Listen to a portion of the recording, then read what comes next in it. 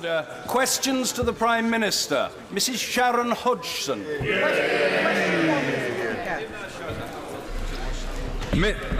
Mr. Speaker, I have been asked to reply on behalf of my right honourable friend, the Prime Minister, who is with the Deputy Prime Minister and the Leader of the Opposition in Scotland today to listen and talk to voters about the huge choice they face. And their message to the Scottish people is simple. From the people of England, Wales and Northern Ireland, we want you to stay in the United Kingdom. Mr. Speaker, I join the Prime Minister in the tribute he paid on Monday to Jim Dobbin, who died at the weekend. He was a proud Scot and a hard-working and principled parliamentarian who was respected on both sides of this House. He will be very sadly missed, and I know that the thoughts of the whole House are with his family and his friends. Mr. Speaker, this morning I had meetings with ministerial colleagues and others, and in addition to my duties in this House, I shall have further such meetings later today. Mrs Sharon Hodgson. Thank you, Mr. Speaker. And can I join the Leader of the House in paying tribute to our very good friend Jim Dobbin? He was a kind and thoroughly decent man, and he will be sorely missed. And indeed, our thoughts and prayers are with his wife Pat and their family. Mr. Speaker, the bedroom tax is discriminatory, it's damaging, and it's not even working. On Friday, this House was very clear. Will the government now listen? Will it scrap this wretched policy? Because if they won't, we will. Well, Mr. Speaker, this is a basic issue of fairness here, because if you live in private rented accommodation and receive housing benefit, these rules applied throughout the whole of the last Labour government. And we had a situation in which neighbouring households could be treated unequally. She asked about the private member's bill. The proposals in that bill could cost the country up to £1 billion. And because we've introduced a cap on overall spending, making those changes would mean finding savings elsewhere. I haven't heard any suggestions from from the party opposite. Mr John Redwood. Thank you, Mr. Speaker. Assuming a no vote in the Scottish referendum, who in the government will represent England for the new devolution settlement? Who speaks for England? Because we need a voice and a new deal. Well, there are many of us who, having represented Yorkshire for 25 years, I can claim to speak for England from time to time. Yorkshiremen are keen always to speak for a far bigger area than they represent themselves. And, of course, all of these debates are to be had once the referendum is concluded. Harriet Harman. Can I thank the Right Honourable Member for the words that he said about our good friend and colleague Jim Dobbin, and add my tribute to him on his sudden and tragic death at the weekend. He was, as has been said, a thoroughly decent man who always stuck to his principles, and at a time when it's fashionable to say that politicians are in it for themselves and are out of touch, he was the absolute opposite of that. Our deepest sympathies are with Pat and their children, and we will miss him greatly. Mr. Speaker, historic is a much overused word in politics. But does he agree with me that in just 8 days' time, the people of Scotland will make a truly historic decision? This is their vote, but I want the message from this side of the House to be heard loud and clear. We want Scotland to stay. I do agree with the Right Honourable Lady, and that is a very clear message from her side of the House and from our differing political perspectives from this side of the House as well. And I hope, therefore, the message the people of Scotland will hear from this House, where Scottish parliamentarians have made an immense contribution for generations, is that we want to stay together and indeed cannot imagine life on these isles without them. She is a London MP and speaks for millions in what she has just said. As I just referred to, I'm a Yorkshire MP who served as Secretary of State for Wales. And we are all proud to be British, combining those identities. And there's no doubt we would all be diminished if Scotland was separated from the people of the rest of the UK. Harriet Harman. The roots of our party are deep in Scotland, and we delivered devolution and the Scottish Parliament, but we need to go further. Will he confirm that there will be further devolution and a Scotland bill setting out new powers will be published in January.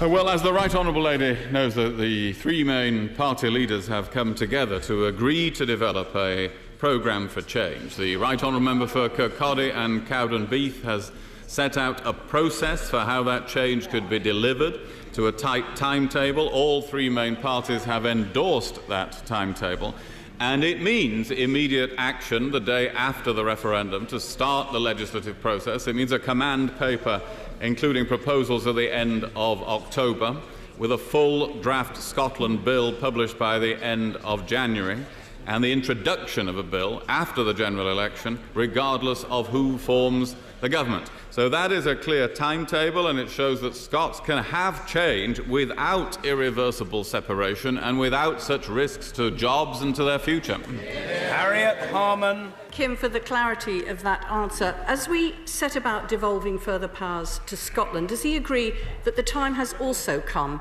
to devolve further power to Wales and, crucially, to the great cities and regions of England too? The decision next week, of course, as we all know, is a matter for the people of Scotland, but the implications will be felt by all the people of the United Kingdom. We are already steadily devolving increased power to parts of England, as well as have been doing so in Wales. Under this government, Wales has received more primary lawmaking powers. We're moving towards devolving tax and borrowing powers for the first time. We want to see devolution in Northern Ireland succeed. In England, the Localism Act devolves power of business rates to local authorities, and city deals have given local areas more of a say over their governance. The great strength of the United Kingdom is that it is not a rigid union. It is a living, flexible union, and that is one of its greatest strengths of all. Harriet Harman.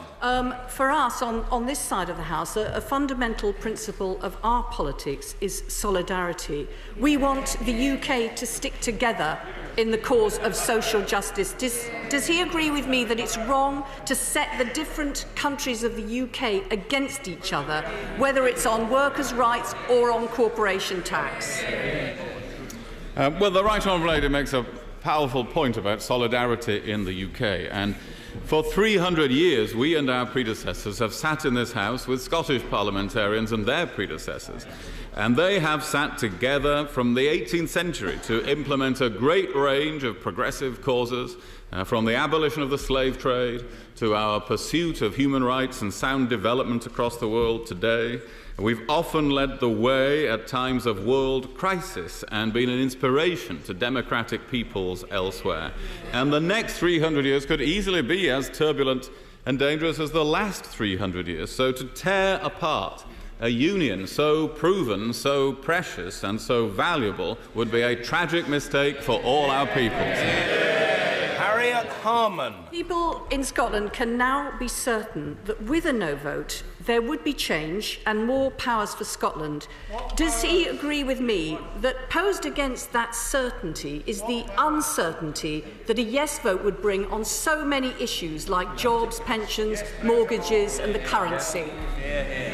The uncertainty it would bring is impossible to list in the answer to one question, but a letter signed last week by more than 120 job creators from across the whole range of Scottish business concluded that the business case for independence had not been made, and they said uncertainty surrounds a number of vital issues, including currency, regulation, tax, pensions, EU membership, and support for our exports around the world. And they said uncertainty is bad for business.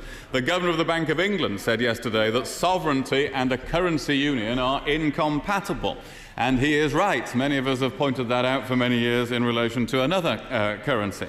And be certain of this. Be certain of this. This is not an opinion poll where you can change your mind the next day. It is not an election where you can reverse the result 4 or 5 years later. It is a permanent decision that will affect generations, and therefore the votes cast next Thursday will probably be the most important vote that can be cast in any country at any time, and the voters must therefore weigh that vote heavily. Harriet Harman. Whilst jobs, pensions, taxes are important, next week's decision, as he rightly says, is about much, much more than that. For sure, there must be change. We must have that, and we will, but not by tearing this country apart. We must stay as family, not become foreigners to each other.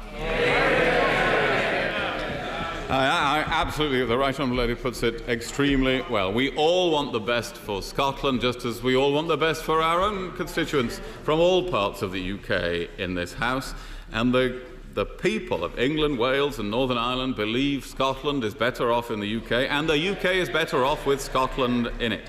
So this referendum is the most important choice the people of Scotland will ever make, a choice between the opportunity and security of staying in the UK or of leaving forever, without the pound, without the UK's influence in the world. With Scotland as part of the UK, we have the best possible situation and a great future together in the United Kingdom. Mr. Christopher Chope.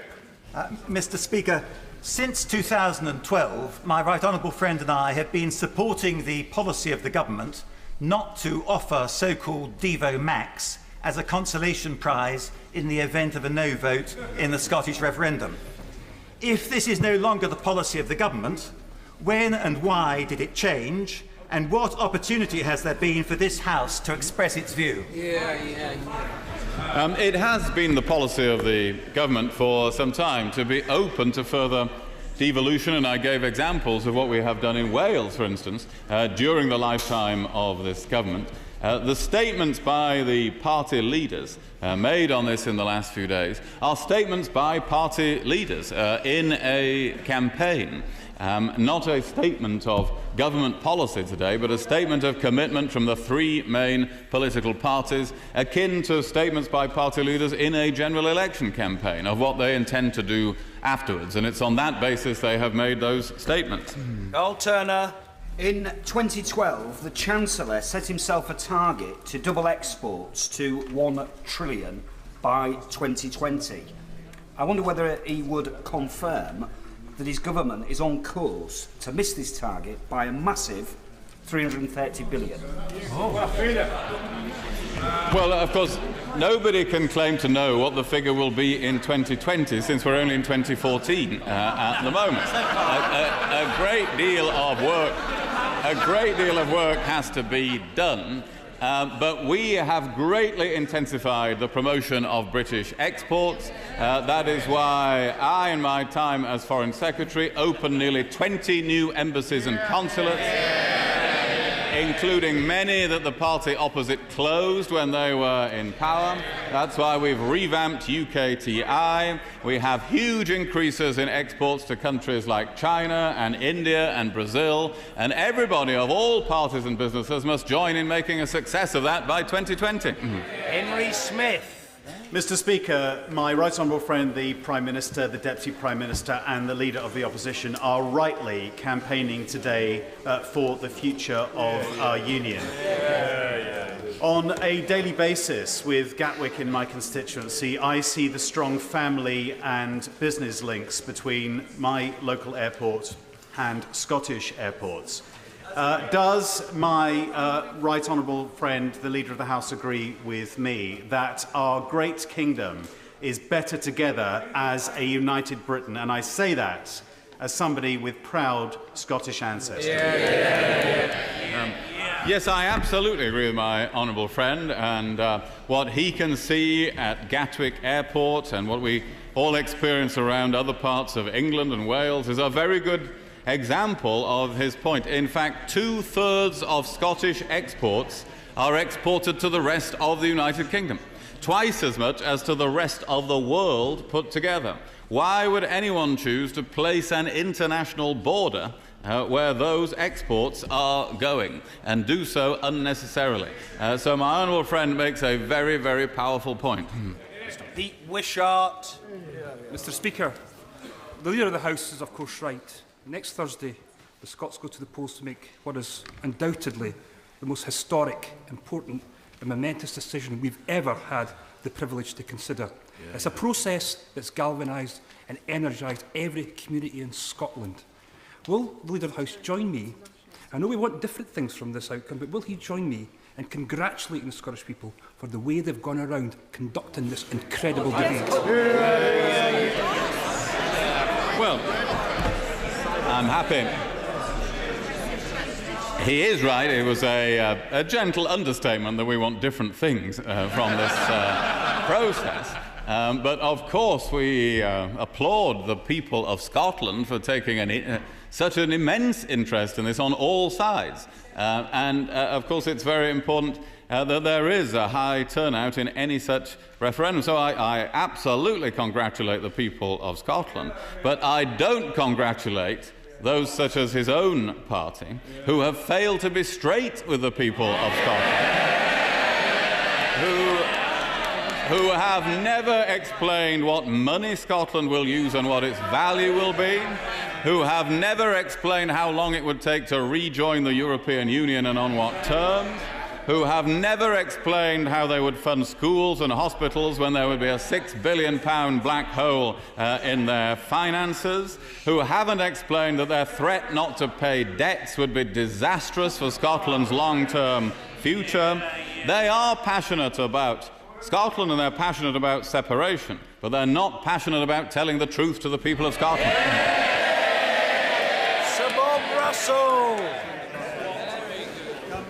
Embracing 3 centuries, the garrison town of Colchester has welcomed thousands of Scottish soldiers, many with their families. We wish that to continue. Does the Leader of the House agree with the Defence Select Committee that if Scotland ceased to be part of the UK, and we have the best armed forces in Europe, this would pose serious security and defence risks for a separate Scotland without the capacity to defend itself? Well, my honourable friend makes an extremely important point. He sees the participation and the work and the sacrifices of members of the armed forces from Scotland when they are deployed in Colchester. I see that in Catterick Garrison in my own constituency. He makes an important point about the security of all of us. And of course this is important for Scotland as well, for Scotland's security. And we have to bear in mind that, for instance, Her Majesty's Naval Base Clyde is the largest employment site in the whole of Scotland and is going to get bigger with the deployment of all of our submarines there. And these things are put at risk by a campaign for separation, as well as putting at risk the security of all of us. Mr. Clive Betts. Thank you, Mr. Speaker. Last Thursday, I attended a public meeting at Bayton in my constituency, where the doctors in the Bayton and Southall practice were consulting their patients about how they were going to deal with a budgetary cut of 22 to 24% by the year 2018. This cut of 22 to 24% has officially been notified to them by NHS England. Will the Leader of the House confirm that if the Conservatives are in power after the general election, these are the cuts that my constituents can expect? Well, I can confirm that this government has raised the NHS budget in line with inflation, which his party was not committed to do at the last general election. And, of course, I know the Secretary of State for Health will want to discuss with him the details of the local situation, but I hope he did explain to them that overall, since the last election, the number of nurses is up 3,700, the number of doctors is up 6,500, the number of people who say they're treated with dignity and respect is up 10%, and we've now been ranked as the top health system in the world according to the Commonwealth Fund, moving from 7th in the world 4 years ago. Caroline Spellman. Thank you, Mr. Speaker. Would my right honourable friend applaud the initiative of Prince Harry in creating the Invictus Games and welcome all the participants to this country on our behalf? Absolutely. This is an extremely important continuation of the developing, immense and proud sporting history that we have in this country. We are now established again as one of the great sporting nations of the world. and we're also a country that thinks deeply about the welfare of service veterans. And His Royal Highness Prince Harry has been one of the great champions of this, and we wish him and everybody involved in the Games very much well. Mr. Gareth Thomas. In 2012, the Prime Minister said that he wanted to see economic growth that meant rising living standards for all.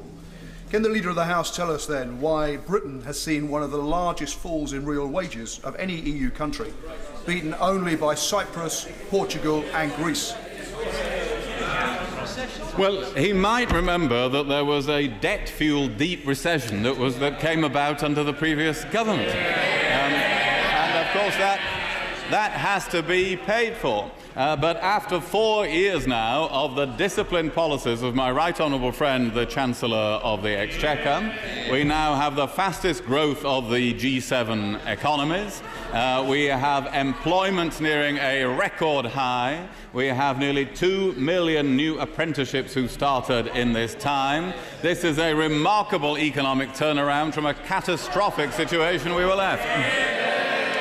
Gareth Johnson. Thank you, Mr. Speaker. Does the Leader of the House agree with me that Scottish independence is not about getting one over Westminster? It's not about embarrassing the Prime Minister or the Leader of the Opposition. It's not about defeating the old enemy. But it is about Scotland turning its back on 300 years of successful union and rejecting so much that this country has made to make us all so proud of being part of Great Britain. Well, my own friend is right that it's not about any individual or party or election. It is a far longer-term decision than that. And I must say, look, in my experience all over the world, other nations regard the UK with admiration and sometimes even envy.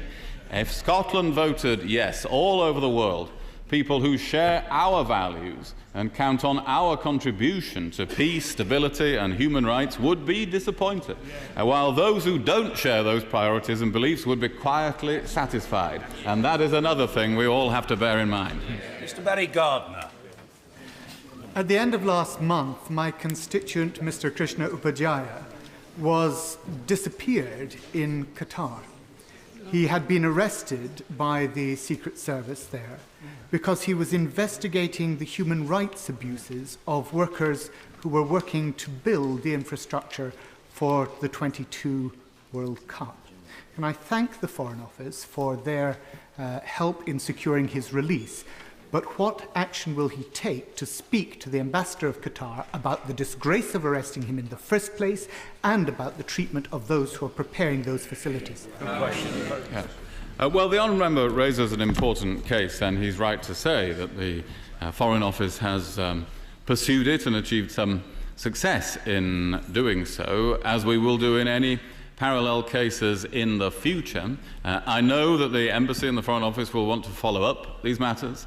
That is for my successor, the Foreign Secretary, to determine. So I will draw his attention to the question asked by the honourable member and ask him to write to him about it. Neil Carmichael. Mr. Speaker, with mounting evidence of an innovative, very vibrant and growing real economy, especially in manufacturing and engineering, does the First Secretary of State agree with me that Scotland should remain with us, first to share in the fruits of that success, and second, to give us a bigger footprint in the global trade? Yes, I do. This is another very good point. And the economic turnaround that has now been brought about in the UK means that employment in Scotland is now at a record high. There have been 7 consecutive quarters of economic growth in Scotland, and there are 250,000 more private sector jobs in Scotland than there were 4 years ago. That is a reminder of the potential if we continue to work together. And that is the message that I again repeat to the people of Scotland today.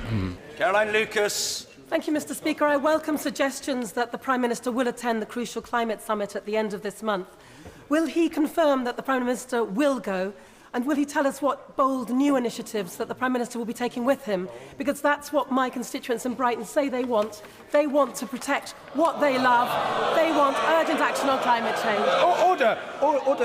Order. Can I just say, for future reference, it is disorderly to display images in that way. And I say with all courtesy to the honourable lady, whose principal commitment I respect, that if everybody did that on every cause, it would make a mockery of this place. I ask the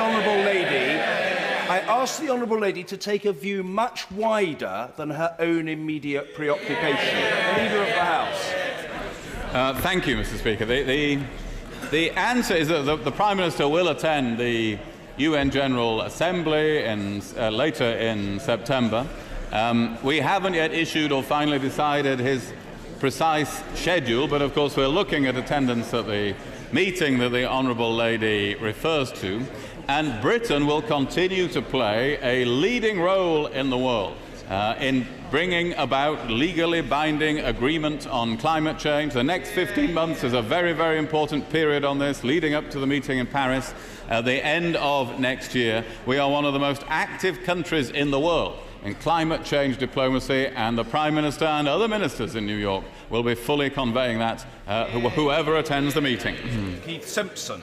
Will my right honourable friend, explain to the House why it is that, with the possibility that there could be a yes vote, finance is leaving Scotland? Many businesses are thinking of leaving Scotland. Surely, if the economic arguments were so good for the yes campaign, the reverse would be happening. My honourable friend makes a very powerful point that the anxieties of businesses are very clear to see. And while we can understand people doubting the word of politicians about economic events, it's very important to listen to what businesses say they will do with their jobs, with their headquarters, with their investments, because a country that separated itself from the fastest growing economy of the G7, that put itself outside the European Union without thinking about the implications of doing that, and that ended up with no central bank and unsure which currency it was going to use, would, of course, find it difficult to attract new business to its shores. Margaret Ritchie. Thank you, Mr. Speaker. The Transatlantic Trade and Investment Partnership leaves the health service vulnerable to some of the worst possible outcomes of this government's privatisation programme. Private investors will be able to hold the government and devolved administrations through the Investor-State Dispute Settlement Tribunal. In that respect, how can the Leader of the House guarantee that the health service, including the health services in the devolved administrations, will be exempt from TTIP? Well, my right honourable friend, the Secretary of State for Business, Innovation and Skills, has been dealing with these matters and has held a briefing about such matters. So I have no doubt we can furnish her with more details on these issues. But it is very important to maintain a commitment to free trade that has been a characteristic of the United Kingdom over many centuries, and which has invariably brought greater prosperity to the people of the UK as well as to people all over the rest of the world. And the Transatlantic Trade and Investment Partnership is another major opportunity to boost free trade across the world. Davis. Mr. Speaker, a vote next week in favour of an independent Scotland will have major damaging implications for Wales. Does my right honourable friend agree with me that my fellow Welsh citizens who care about the future of our Welsh nation should be hoping and praying for ejection of the breakup of the United Kingdom? Yes, absolutely. I think they are. I regularly consult with at least one Welsh citizen, and they are, on the evidence of that, they are very much hoping and praying that the UK will not be broken up. And my honourable friend, I know, speaks very well for his constituents in mid-Wales. All of us in the United Kingdom would be diminished by the breakup of the United Kingdom. We are something greater than the sum of our parts, and that is well understood across the UK, and the impact on Wales would be unmistakable. Andrew Gwynn. Thank you, Mr. Speaker. The Patients Association has found that 6 in 10 people couldn't get a GP appointment within 2 days of them needing one. Can the Secretary of State explain to the House why then his party won't support Labour's proposals to guarantee a GP appointment within 48 hours. Well, professionals in the health system have said going back to that sort of target would be a counterproductive thing to do. And the honourable member knows very well that the number of people treated by GPs has increased by many millions over the last 4 years. That is a trend that is continuing. Of course, we're always trying to seek further improvements, but reintroducing the old failed targets of the last government is not the way forward. Mr. Lee Scott. Mr. Speaker, when I travel abroad and I'm asked where I come from, I'm proud to say I'm British. Does my right honourable friend agree with me that you can be proud to be British but still have your own identity of being English, Scottish, Welsh or from Northern Ireland, and we should all remain together and continue as Great Britons? Well, I don't think anyone could have put it better. My honourable friend definitely has his own identity in so many different ways. He has expressed that beautifully, including his identity with the United Kingdom, and that is how so many of us think in Britain, and let's hope it's possible to continue to do so.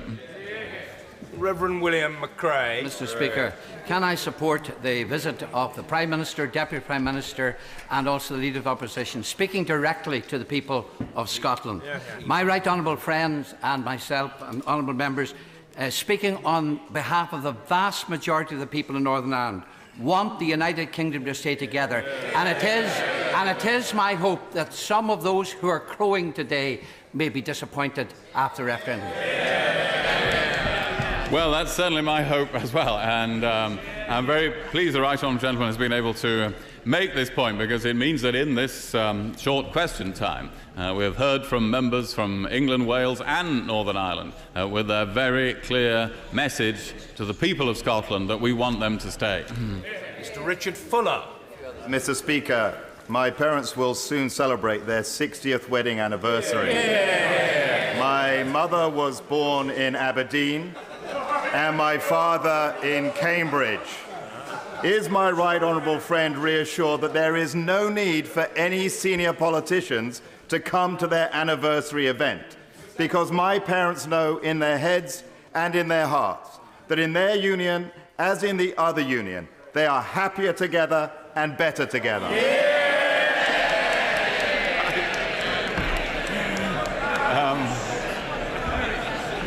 Well, I extend the congratulations of Her Majesty's government to his parents, and indeed of the whole of the House of Commons, and I think all the political parties in it, even of the Scottish National Party, probably on this occasion. They are an example to us all, particularly after 60 years, and I hope that example will be one that will continue to be heeded and respected all over the UK. Mr. Jim Sheridan. Mr. Speaker, contrary to the previous question from the member from Perth, this campaign has been fraught by fear and intimidation. On your side.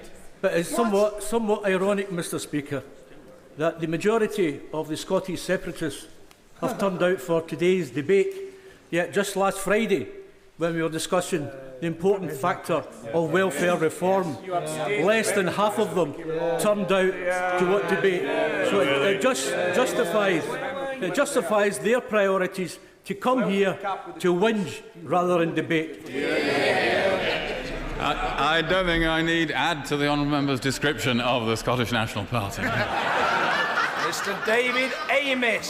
Scottish pro-unionist friends have reminded me that the Middle East Peace Envoy, GQ Philanthropist of the Year award winner, reportedly has said that he welcomes the publication of the Chilcot report. So will my right honourable friend tell the House when we can expect the report to be published? Well, I can tell him that this work continues, that Lord Chilcot has said that he intends to publish the report as soon as possible. Of course, there is no... I don't have any fixed date I can give to my honourable friend. I will only observe that had that inquiry been set up when I and others first called for it and voted for it, back in 2006, it would have by now reported long ago. And so it was set up late. It is therefore reporting late, and we look forward to it. Is it acceptable for young people to be fed takeaway pizza at lunchtime because the government has failed to prepare schools properly for the introduction of a free, nutritious meal? Well, I think to put that into perspective, I think the latest figures are that 98.5% of schools are now providing a hot meal, as they were intended to do, to infants. That's going up all the time. There are government funds, of course, to help those schools who need new facilities to do so. And so I think it would be right to welcome the entirety of that picture rather than try to find fault with one small aspect of it. Order.